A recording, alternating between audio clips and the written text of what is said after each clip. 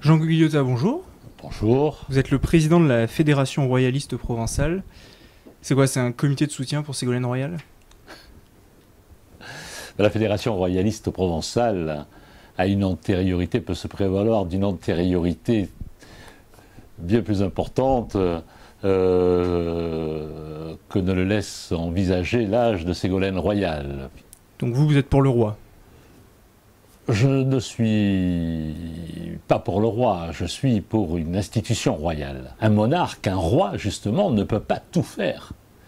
Parce que cet absolutisme, entre guillemets, du roi est limité par la fonction royale et par les lois fondamentales du royaume.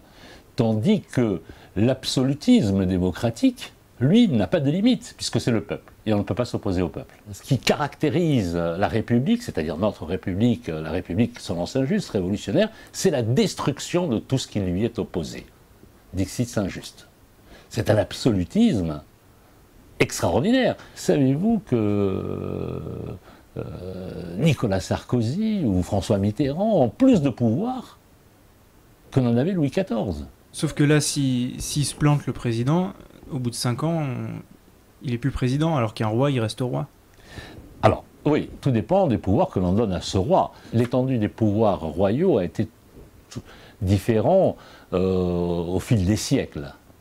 Mais vous, en 2011, qu'est-ce que vous voudriez comme modèle, comme construction d'État? La plus haute fonction de l'État, pour nous, ne doit pas être à la portée des ambitions personnelles. Autrement dit, ce que nous demandons au roi, c'est d'être le point de convergence de toutes les différences et de toutes les catégories. Le pouvoir du roi, c'est ce pouvoir qui réunit ce que le système divise.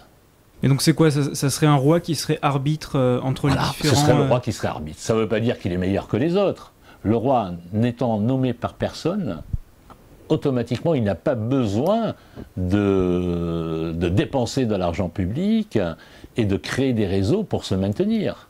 Et donc, après, il y a le roi. En dessous, il y a quoi? Il y a un Premier ministre, il peut y avoir ou un Premier ministre, ou un chef de gouvernement, ou un président du gouvernement, qui s'occupe des affaires de gérer l'État, mais sous la responsabilité, sous l'autorité d'une personne, de l'arbitre, qui transcende tout le système. Dans le paysage politique, vous n'avez pas vraiment de poids, puisque vous n'avez pas d'élus, vous n'êtes jamais consulté. J'imagine que peu de monde vous connaissent. Vous arrivez à exister Alors écoutez, on existe à peu près depuis 200 ans, c'est extraordinaire. Alors que nous ne faisons pas de propagande, alors que nous ne nous présentons pas aux élections municipales, enfin ni à n'importe quel suffrage. Pourquoi nous ne nous présentons pas à ces suffrages et aux élections? Parce que nous pensons qu'il est inutile de diviser encore plus.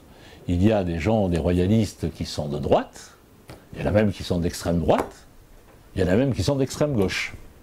Mais alors si vous présentez pas, vous restez dans le rêve utopique? Justement, parce que nous ne faisons pas de politique, les gens viennent à nous.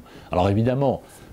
ils viennent à vous, mais ils viennent à nous de plusieurs façons. Je vais vous citer Max Callot, qui me disait « Je suis profondément républicain, mais je dois reconnaître que depuis 1793, il n'y a plus de légitimité dans ce pays. » Un homme politique qui s'est présenté un jour à l'élection présidentielle, qui n'a pas été élu, qui a été battu, mais que les Français aiment beaucoup, m'avait dit un jour je me demande si en fin de compte vous n'avez pas raison, et qu'un jour, contre tous ces petits roitelets qui s'agitent, les Français ne choisiront pas un vrai roi. C'était M. Raymond Barre. Votre stratégie, c'est d'attendre, et ça viendra naturellement pour vous. Oui, je pense que, vous savez, il n'y a que l'extraordinaire qui se produit. L'ordinaire ne fait que suivre son cours. Mais dans combien de temps? 20 ans, 50 ans, 100 ans 100 ans, 200 ans. Vous n'êtes pas pressé? Non, on n'est pas pressé. Nous n'avons pas d'ambition personnelle. Nous sommes les seuls à nous battre, pas pour nous, mais pour quelqu'un d'autre, pour quelqu'un qui nous dépasse, qui nous transcende. L'élection présidentielle est une manière archaïque, je dirais, de gouverner. Lorsque vous voyez les belles émissions animalières à la télévision, vous vous rendez compte que le lion le plus fort va écraser le lion le plus faible pour être l'animal dominant du groupe. Donc c'est l'image que vous avez de... Mais c'est l'image que je... Mais écoutez, lorsque vous considérez les dépenses électorales des candidats, vous vous rendez compte que c'est celui qui a le plus de fric qui est élu.